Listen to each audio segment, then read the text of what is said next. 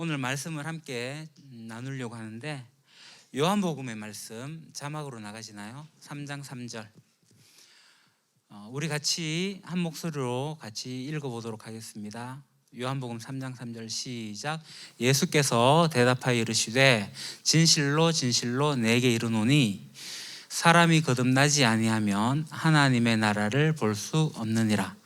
아멘. 자, 그리고 베드로전서 1장 3절도 같이 볼까요? 같이 읽읍시다. 우리 주 예수 그리스도의 아버지 하나님을 찬송하리로다. 그의 많으신 긍휼대로 예수 그리스도를 죽은 자 가운데서 부활하게 하심으로 말미암아 우리를 거듭나게 하사 산 소망이 있게 하시며. 아멘. 이제 1장 23절도 같이 보도록 합시다. 시작. 너희가 거듭난 것은 썩어질 씨로 된 것이 아니요 썩지 아니할 씨로 된 것이니 살아있고 항상 있는 하나님의 말씀으로 되었느니라. 아멘.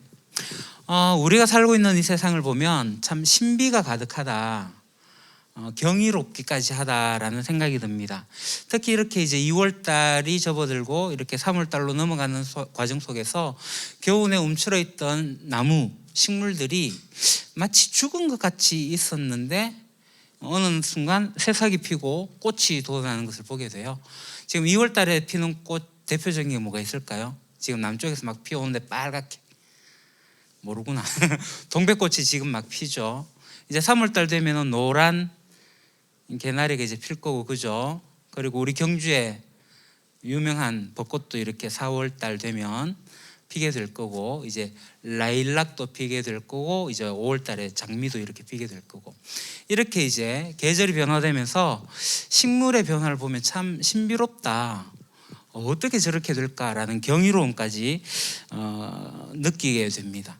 이 세상에 많은 신비들이 있는데 그 신비 중에서 가장 신비로운 일은 생명이 태어나는 게 아닐까 그래 생각합니다. 인간의 생명이 태어나는 거.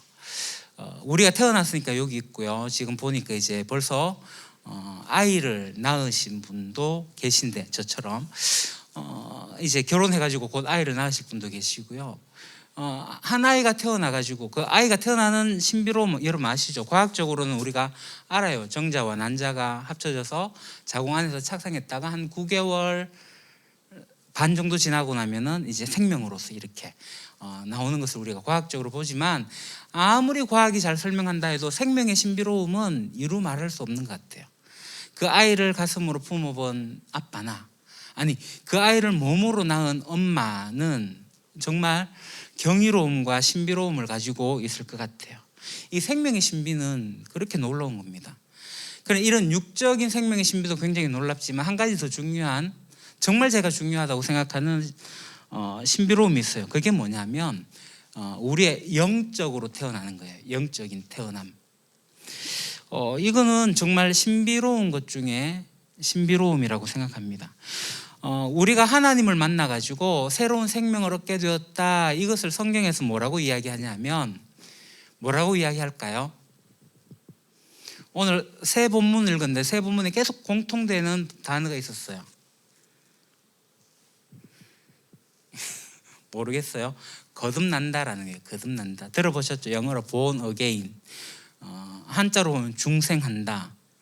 어른들은 이제 중생한다는 의미 알지만 요즘 이제 거듭난다, 다시 태어난다, 또 그런 의미가 있어요.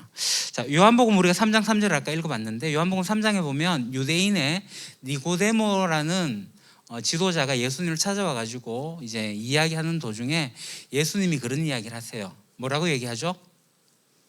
거듭나지 않으면 하나님 나라를 볼 수 없다. 그러니까 이 니고데모가 이상한 거예요. 거듭난다?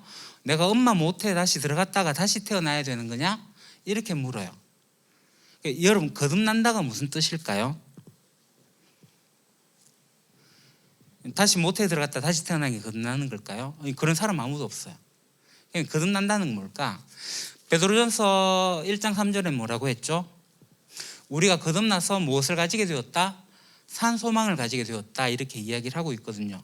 이 신비한 거듭남이라는 게 도대체 뭘까? 이 거듭났다라는 이 말의 의미를 우리가 좀 생각해 보려고 하는데, 기본적으로 우리는 이 거듭났다는 생각을 어떻게 하냐면, 내가 마음을 새롭게 했다, 내가 새로운 사람으로 태어났다, 이런 의미를 가지고 거듭났다라고 얘기를 해요. 그러니까 내가 정치인으로 거듭났다. 내가 이제 뭐 감옥에서 생활을 했는데 이제 건전한 시민으로 거듭났다. 이런 식의 새로운 출발, 새로운 마음가짐, 그런 걸 가지고 거듭났다라고 그렇게 이야기하는 경우가 있어요. 근데 이게 기독교적인 의미의 거듭남이 이 사회적으로 들어오면서 용어가 조금 이렇게 바뀌어가는 것을 보게 됩니다. 그래서 성경에서 말하는 거듭남도 그런 새로운 마음을 가지는 거, 새롭게 뭔가가 변화가 되어지는 그런 것들을 이야기하는 것은 맞긴 맞아요. 그렇지만 뭔가 새롭게 출발한다 해가지고 거듭났다라고 이야기할 수는 없을 것 같아요. 근데 이제 어떤 사람들은 뭔가 어떤 특별한 체험을 함으로써 거듭났다라고 이렇게 이야기하는 사람들이 있어요. 그래서 그리스도인, 당신이 어떻게 그리스도인이 됐어요? 당신은 어떻게 예수님을 알게 됐어요? 어떻게 거듭났어요? 라고 물으면 나 옛날에 진짜 죽을 병에 걸렸는데 또는 어떤 죽음의 상황에 거쳤는데 갑자기 신비로운 체험을 함으로써 내가 황홀하게 되어지고 그 속에서 내가 신병광선을 보면서 나 이제 예수님 알게 됐다고, 뭐 그런 식의 신비한 체험을 가지고 강조하는 사람들이 있습니다. 또 어떤 사람들은 이것도 저것도 아니고 내가 교회에 갔는데 어느 날 목사님이 세례받으라 해가지고 내가 세례를 받았더니 내가 거듭났어요. 이런 식으로 이야기하는 사람들이 있습니다. 여러분 이 세 가지의 제가 이야기를 들었어요. 어떤 새로운 체험을 한다거나 새로운 어떤 마음가짐을 가진다거나 또는 어떤 세례와 같은 어떤 예식에 참여한다거나 그런 것들이 이 거듭난 것과 무관하지 않은 거긴 하지만 그것이 온전한 거듭남이라고 할 수는 없거든요. 그럼 진짜 거듭나는 게 뭘까? 거듭남의 본질은 뭘까? 혹시 여러분 거듭남의 본질이 뭔지 아십니까? 우리 청년들은 어느 정도 알 수 있을 것 같은데 중고등학생은 알기가 조금 어려울 것 같기도 하고, 거듭난다는 것은 뭐냐면 우리 인간이 원래 하나님과 아무런 관계가 없는 존재잖아요. 그죠? 하나님이 굳이 나를 사랑해야 될 이유도 없잖아. 내가 또 하나님 사랑해야 될 그것도 없잖아요. 그러니까 아무런 관계가 없었다고. 근데 아무런 관계도 없었는데 그래서 그 아무런 관계도 없는 것을 우리는 성경에서 뭐라고 표현하냐면 영적으로 죽었다라고 표현하거든요. 그래서 내가 영적으로 죽었는데 하나님과의 관계가 회복이 되어져. 그래서 내가 영적으로 다시 새롭게 태어나는 거, 자, 이게 거듭남이에요. 영적으로. 그러니까 하나님 관계가 내가 떨어져 있었는데 하나님과의 관계가 되어졌다라는 거, 그게 본질이에요. 그래서 내가 하나님과 관계가 회복되어지면 어떻게 돼요? 하나님 주신 사랑을 받아서 누리고 우리를 사랑하신 하나님을 내가 사랑하고, 그렇게 하나님과 내가 관계를 맺어갈 수 있는 것, 그게 거듭남의 본질입니다. 하나님과의 관계가 맺어지는 것. 사실 우리 유한한 인간이잖아요. 하나님은 무한하시고 우리는 한계가 있는 유한한 인간이고, 그리고 우리는 죄로 가득 찬 인간인데 어떻게 무한하시고 무흠하시고 완전하신 하나님, 그 살아계신 하나님과 관계를 맺을 수 있을까? 이게 신비 중에 신비예요. 우리는 하나님을 좀 너무 만만하게 봐서 하나님이 그냥 내 옆에 있는 것처럼 생각돼가지고, 하지만 하나님은 그런 존재가 아니에요.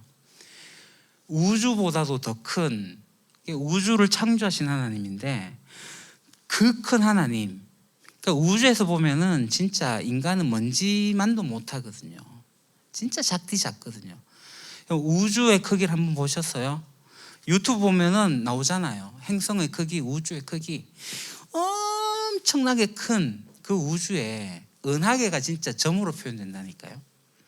그 은하계에서도 태양계는 진짜 점이에요.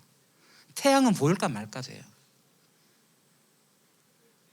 근데 그 태양의 주위를 도는 지구, 진짜 점만도 못하죠. 그 큰 지구 덩어리에 나란 한 존재 인간, 그런 나의 모습과 그것을 창조하신 하나님과 어떻게 관계를 맺냐고. 근데 그 관계를 맺어지는 게 신비로움이에요. 신비로움. 이건 미스테리입니다. 미스테리. 그러면 이 신비로움이 어떻게 가능한가? 그러니까 이 거듭남이 어떻게 가능한가?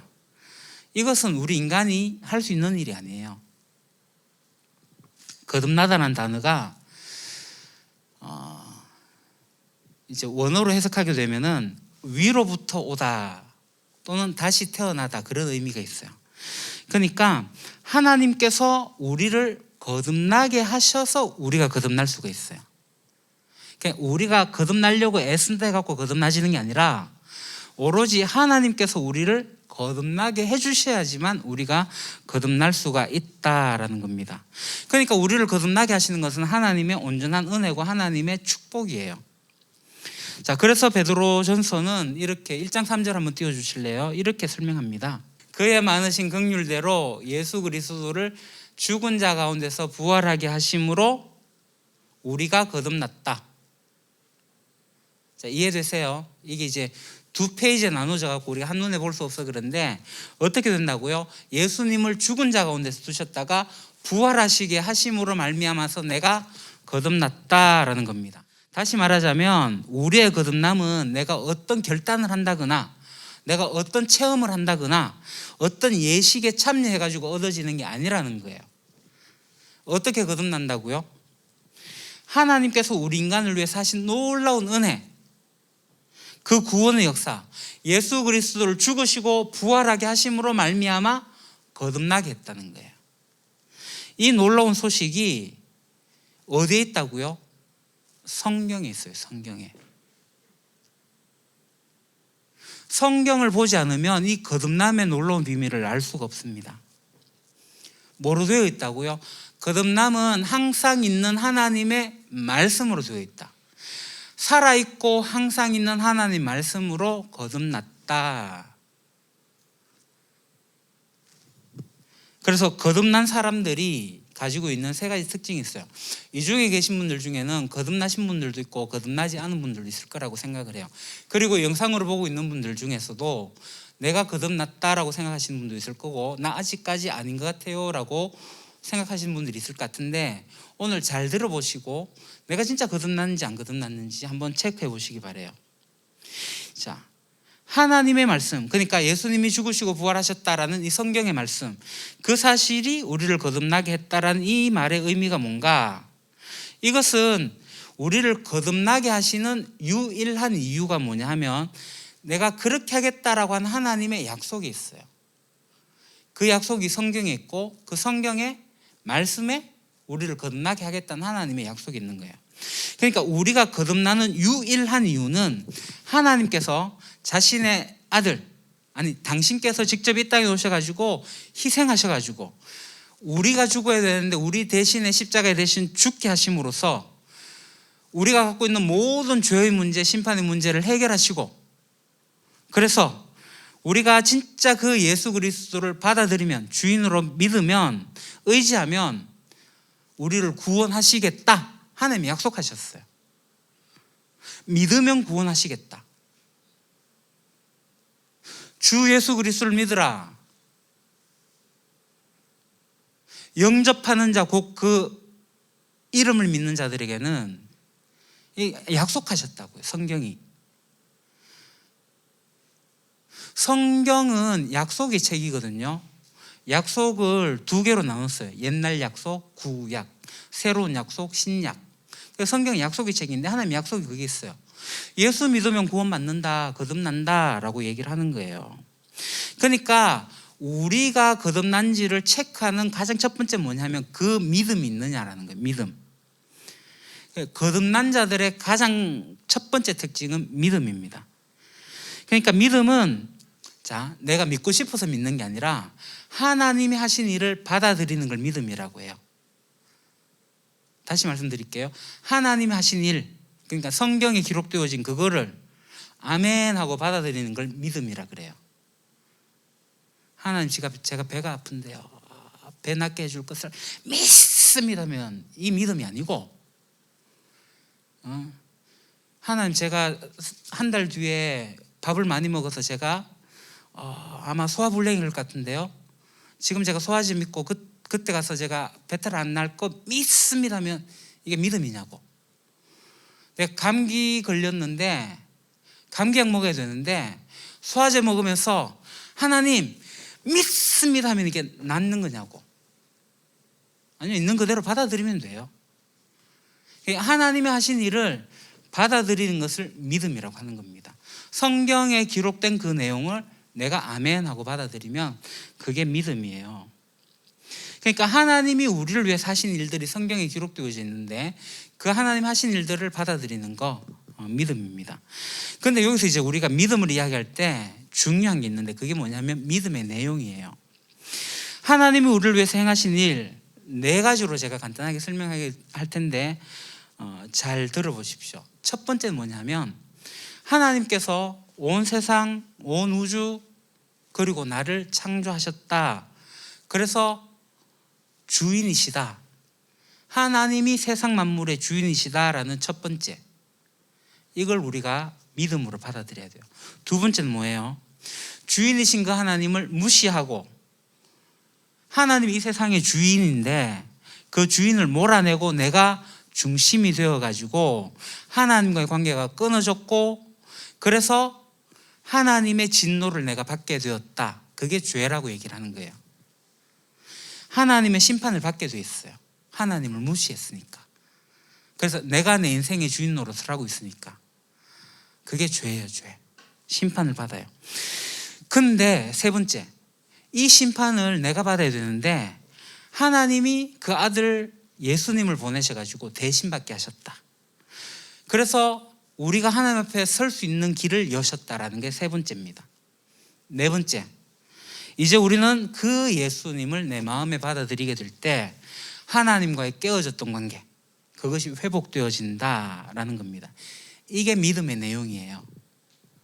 자, 창조주의 주인이신 하나님, 그 하나님을 무시했던 인간의 죄, 그 죄를 하나님이 대신 오셔가지고 회복시켜주는 예수 그리스도의 은혜, 세 번째. 네 번째, 그 예수를 내 마음에 나의 주인으로 영접하게 되면 하나님과의 깨어졌던 관계가 회복되어진다. 이 내용이 어디 있어요? 성경에 있어요, 성경에. 그래서 성경의 내용을 우리가 받아들이는 것을 믿음이라고 합니다. 그래서 이 4가지의 믿음의 내용을 여러분들이 잘 아시면 좋겠어요. 매우 중요한 겁니다. 그래서 하나님이 나의 인생의 주인이다. 그것은 매우 중요한 일이고요. 우리가 진짜 그것을 받아들이고 믿음을 갖고 있을 때 정말 하나님을 무시하고 사는 인생이 얼마나 하나님께 모욕적인지, 그렇게 살게 될 때 우리 인생이 얼마나 허망하게 망가지는지 우리는 깨닫게 돼요.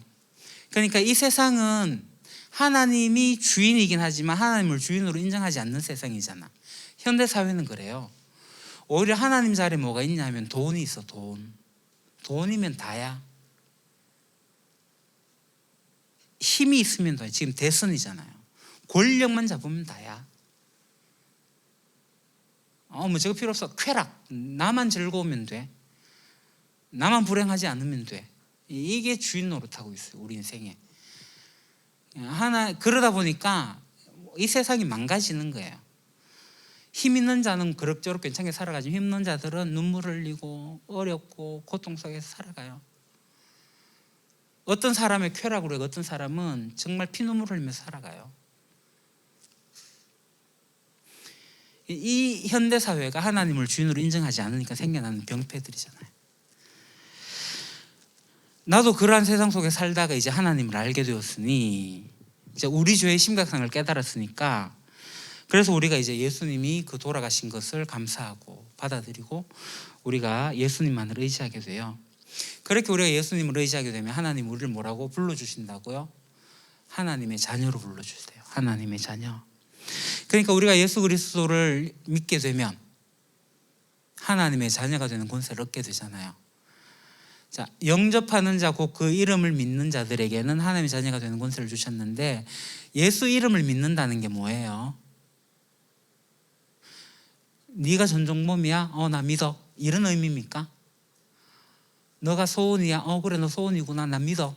이런 의미입니까? 아니요. 예수 이름을 믿는다는 것은 예수의 이름의 뜻이 뭐예요? 마태복음 1장에 나오잖아요. 그 백성을 자기 죄에서 구원해낼 자이심이라. 예수는 구원자래요. 그러니까 예수가 구원자라구나 라는 것을 믿는 것, 그 믿음이 있어야지 하나님의 자녀가 되는 거예요. 예수가 내 인생의 구원자다. 그래서 예수님을 의지해가지고 하나님을 아버지로 받아들인 사람은 이제 이 세상 속에서 일하시는 하나님의 일에 동참할 수가 있어요. 그리고 이 세상의 돈의 권력의 어떤 쾌락의 지배를 받지 않고 하나님의 다스림을 받으면서 이 세상을 살아가게 돼요. 그러니까 예수님을 주인으로 받아들인 사람은 이 깨어진 세상에서 거듭난 사람으로서 삶의 변화들이 나타나기 시작해요. 이게 두 번째 특징입니다. 첫 번째 특징은 뭐라고요? 믿음. 두 번째 특징은 삶의 변화예요. 삶의 변화. 지금까지 내 인생 내 맘대로 살다가 내가 우주의 주인이야 이렇게 살다가 이것을 회개하고 성경을 통해 가지고 예수가 내 대신 죽으셨구나 그러한 것을 알게 되고 새로운 삶을 이제 살아가는 방법들을 성경을 통해서 배우게 되면 우리의 삶은 변화될 수밖에 없어요. 이런 변화는 우리 속에 우리가 예수 그리스도를 구주로 고백하게 될 때 성령님이 오셔가지고 성령님이 그 삶을 이끌어 갔어요. 그래서 그리스도인이 되어가지고 삶의 변화가 나타나지 않는다면 거짓말쟁이입니다. 여전히 자기중심적이면은 예수 주로 믿지 않는 거예요.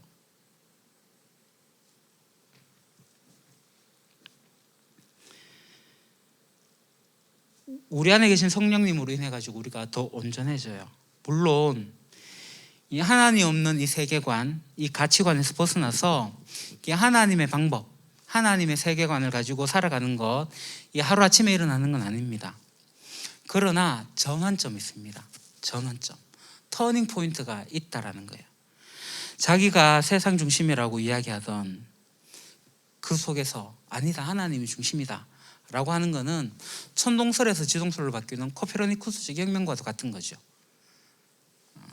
하나님 중심이에요. 나 중심이 아닌 하나님 중심으로 내 삶이 바뀌게 되면 내 삶이 이전과는 다른 새로운 삶으로 살아가게 돼요. 이 놀라운 변화가 손바닥 뒤에서 이렇게 탁 대번에 바뀌는 게 아니라 천천히 바뀌면서 이렇게 변화되어져 가요. 이 변화 중에서 가장 중요한 게 지금까지 나 홀로 인생을 살았지만 이제는 나 홀로 인생을 사는 게 아니라 하나님의 아버지로서 하나님이 아버지 되신 것을 인정하고 내가 하나님의 자녀로서 이 세상을 살아간다는 것을 깨닫게 되는 거죠. 자, 그렇게 우리가 이제 하나님의 자녀가 되었어요. 근데 하나님 앞에 설 때는 자기 혼자 서게 되는데 하나님 앞에 서 보니까 하나님을 아버지라 부르는 사람이 옆에 있네. 하나님을 아버지라 부르는 사람이 여기에 앉아 있네. 이 얘기는 뭐예요? 하나님의 가족 공동체에 속하게 되는 거예요. 다 하나님을 아버지라 부르잖아요. 그죠? 니도 아버지라 부르고 나도 아버지라 부르고 그럼 우리는 형제잖아. 남매잖아. 자매잖아. 물론 육체적으로는 내가 육적인 아버지가 될 수도 있고 하긴 하지만 우리는 영적으로 다 같은 형제 자매예요. 왜냐하면 한 아버지를 모시고 있으니까. 그래서 하나님의 가족으로 우리가 살아가요. 이게 뭐냐면 거듭남의 세 번째 특징입니다. 하나님의 가족 공동체에 속했다. 하나님의 공동체에 속했다는 거예요. 자, 하나님의 교회 공동체, 하나님의 가족 공동체에 속했다는 것은 바로 교회에 속했다는 말로 바꿀 수가 있어요. 자, 교회를 뭐 건물로 생각하시는 분들은 없을까 생각을 하고 그래서 교회에 속했다. 그러니까 교회는 속하는 곳이지 교회는 다니는 곳이 아닙니다. 왜냐하면 네가 내가 교회니까. 자, 그 이야기를 하려면 또 길어지니까 여기까지만 하고요. 그러니까 교회는 하나님을 아버지로 둔 사람들의 모임을 교회라고 그래요. 예수 그리스도를 머리로 하는 우리는 몸인 교회예요. 그러니까 개념적으로는 이 세상의 모든 그리스도인들이 교회라고 할 수 있지만 실제적으로 내가 너와 직접 살과 살이 맞닿을 수 있는 관계를 가지는 게 교회예요.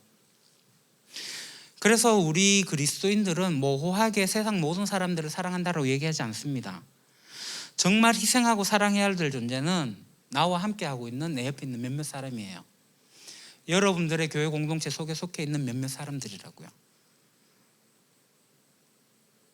진짜 사랑해야 될 사람, 내 시간을 허비하고 내 재정을 허비하면서 사랑해야 될 사람, 나와 함께 하고 있는 몇몇의 교회 공동체 식구들이에요. 예수님은 여러분, 제가 요한복음 엊그제 읽다가 깨달은 게 뭐냐면 최후의 만찬하고 식사를 하시면서 가룟 유다가 나가고 나서 12명이잖아요, 그죠? 그때는 사회적 거리두기 안 했으니까 12명 모여갖고 식사하다가 유다가 나가고 나서 예수님이 하신 말씀이 뭔지 아세요? 서로 사랑해라. 내가 너희를 사랑같이 너희도 서로 사랑해라. 요한복음 13장 34절. 유다가 나가고 나서 그 말씀을 하셨다는 게 저는 되게 충격적이었어요. 모든 사람을 다 사랑하는 거 아니구나. 너네끼리 서로 사랑하라는 거예요. 몇 명? 11명. 어떻게? 내가 너희를 사랑한 것처럼. 예수님 어떻게 사랑했는데? 죽기까지. 죽기까지 사랑하라는 거예요. 지금 태근은 여러 교회가 함께 모여가지고 일하지만 여러분 교회 공동체에서 죽기까지 사랑하세요. 여러분 속해 있는 청년부, 여러분 속해 있는 중등부, 고등부, 여러분 속해 있는 그 공동체를 죽기까지 사랑하셔야 돼요. 그게 하나님 원하시는 거고 예수님이 딱 하나 주는 계명이에요. 계명. 예수님 뭐 여러 계명 안 하셔도 딱 하나 했어요. 서로 사랑해라. 그래서 그 사랑의 공동체를 통해 가지고 하나님은 어떻게 하시느냐? 세상에 하나님을 모르는 사람들을 불러 모으세요. 누구를 통해서? 사랑한 사람 교회를 통해 가지고. 그래서 이 교회 공동체의 영광스러운 사명이 뭐냐면 하나님을 모르는 사람들을 하나님께로 인도하는 거예요. 거듭난 사람의 세 가지 특징이 뭐라고요? 첫째, 믿음. 거기에서 중요한 건 믿음의 내용이라고 그랬어요. 둘째, 성경을 받아들이니 성경의 말씀대로 살아가면 삶의 변화가 나와요. 셋째, 하나님의 가족 공동체에 속하게 된 거예요. 사랑해야 되는 공동체가 만들어진 거예요.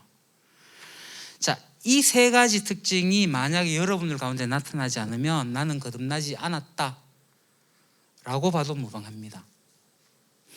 거듭남은 우리가 신앙생활하는 가장 첫 출발점이에요. 매우 중요합니다.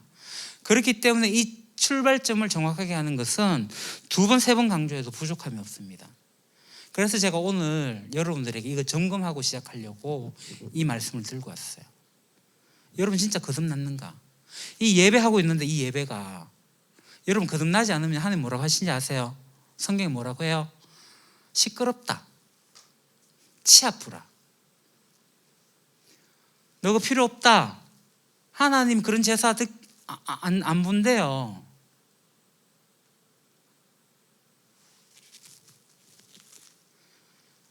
그 제사 예배보다 더 중요한 게 순종이거든. 그 순종은 어떻게 해야 돼요? 하나님 관계가 회복되어야지 순종할 수 있지. 하나님하고 내하고 관계가 안 돼 있는데 어떻게 순종하냐고. 거듭나야지 순종할 수 있고 변화가 일어나고 그게 가능한 거예요. 그게 예배가 가능한 거예요. 그래서 이 믿음의 내용과 어떤 삶의 변화와 어떤 공동체의 사랑이 나타나지 않으면 여러분 점검해 보셔야 됩니다. 내 진짜 거듭났나? 예수가 진짜 내 주인인가? 이 거듭나는 것은 앞서 말씀드린 것처럼 내가 마음을 새롭게 하겠다. 나 이제부터 진짜 마음 새롭게 사랑해야지. 아니요. 내가 어떤 하나님으로부터 어떤 체험을 해가지고 내가 어떤 변화를 아니요. 내가 어떤 교회 예식에 참여해갖고 변화 아니라니까요. 믿음으로 내 삶의 변화를 나타냄으로써 사랑하는 공동체를 만드는 거. 그러니까 하나님께서 나를 위해서 하시는 일들을 진짜 믿으셔야 됩니다. 그러면 삶의 변화가 당연히 나와야 돼요. 왜요? 하나님께서 그러면은 거듭난다라고 약속해 주셨기 때문에 그래요. 그러니까 이게 여러분 삶의 변화가 더디게 일어나도 괜찮아요. 천천히 일어나도 괜찮아. 그러나 변화되어 가고 있는 것은 매우 중요합니다. 저도 제 인생의 주인은 저였어요. 목사일 때도. 여기 우리 아들이 있어갖고 그러는데 제가 아들한테 굉장히 강압적이었어요. 내가 주인이니까. 너는 내 마치 어떤 기계 조종하듯이 막 이렇게 하는. 너 그거 하면 안 돼. 뭐 이렇게 할 정도로 되게 근엄한 무서운, 그 아내한테도 마찬가지였어요. 둘이서 신경전 벌이잖아요. 나 안 줘. 내가 기분 나쁘면 치아 뿌려. 제가 진짜 얼마나 못됐는지 아세요? 아내를 투명견 취급했어요. 문 열고 들어오면 그냥 가고 그냥 지나쳤다니까. 투명견 취급한 게 한 달이 넘었어요. 그 정도로 못된 사람이었다니까. 전도사 시절에 그랬어요. 전도사 시절에. 목사가 돼가지고는 아들한테도 그렇게 했다니까요. 아내한테도 그랬고. 저 그동안 지 얼마 안 된 것 같아요. 그래 따지고 보면. 하나님이 진짜 내 주인이구나. 내 주인이라는 고백을 할 때 내 아내와 내 사이에서 하나님 주인이시구나. 아들과 내 사이에서 하나님 주인이시구나. 하나님 뜻을 따라야지. 순종해야지. 사랑하라고 했으니까 사랑해야지. 변화가 일어나기 시작해요. 변화가. 그렇다고 제가 완전히 성인군자처럼 변화되진 않았어요. 여전히 과거의 모습이 있지만 그래도 많이 변화되어져 가고 있어요. 앞으로 저는 더 변화되어져 갈 거예요. 더 많이 사랑할 거고, 더 많이 아낄 거고, 더 많이 하나님의 말씀을 따라 순종할 거예요. 참아라 하면 참을 거예요. 견뎌라 하면 견딜 거예요. 품으라 하면 품을 거예요. 왜? 하나님이 그렇게 말씀하시니까. 제 삶의 변화는 나타나기 시작했어요. 저는 거듭났다고 확신합니다. 하나님께서 약속하셨으니까. 제 삶의 변화가 나타났고, 저는 그러한 교회 공동체를 지금 만들어가고 있어요. 사랑하는 교회 공동체를. 그래서 없는 재정에도 재정을 허비해요. 없는 시간에도 시간을 허비해가지고 만나러 가요. 사랑하니까. 이게 거듭남입니다. 거듭남. 그러니까 저는 여러분들이 진짜 거듭나기를 소망합니다. 거듭나신 분들은 이 거듭남을 계속 누릴 수 있으면 좋겠어요. 하나님이 하신 일들을 우리가 잘 반응하면 좋겠고요. 우리 안에 계시는 성령님께서 우리를 잘 이끌어 가실 거예요. 그래서 우리가 성경 말씀을 잘 읽으셔야 됩니다. 성경의 내용이 하나님이 하신 일들이 있으니까, 하나님이 나에게 하신 말씀이 거기에 있으니까. 성경을 안 읽으면 영적으로 자라나지도 않고, 성경 안 읽으면요, 교회 생활 10년, 20년, 30년 해도 딱 그냥 애기예요. 애기. 지밖에 몰라.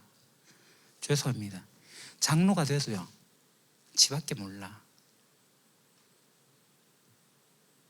지 기분 나쁘면은 뭐 막 뒤집어 버리고, 교회 생활 30년 40년 해도, 직분을 그래 받아도, 아니 죄송합니다, 장로 말고 목사도 그래. 목사도 담임 목사 하면서 지 기분 나쁘면은 뭐 지멋대로 죄송합니다. 모든 목사가 그런 건 아닙니다. 그런 사람들이 있다는 거예요. 자기 중심이면 안 된다. 그러려면 어떻게 해야 되냐? 성경을 진짜 잘 보시면서 성경을 통해서 말씀하신 성령님을 우리가 잘 따라가면 좋겠다는 거예요. 그렇게 따라가면 체험은 따라와집니다. 우리가 예수를 믿을 때 어떤 마음의 변화, 어떤 감동 이런 거 없어도 괜찮아요. 덤덤하게 예수가 나의 주인입니다라는 고백을 해도 괜찮아요. 근데 어느 순간 내가 아버지 하는데 눈물 쫙 흘려져요. 진짜 하나님 내 아버지거든. 그 감동이 체험이 되어갖고 가슴을 치는 날이 와요.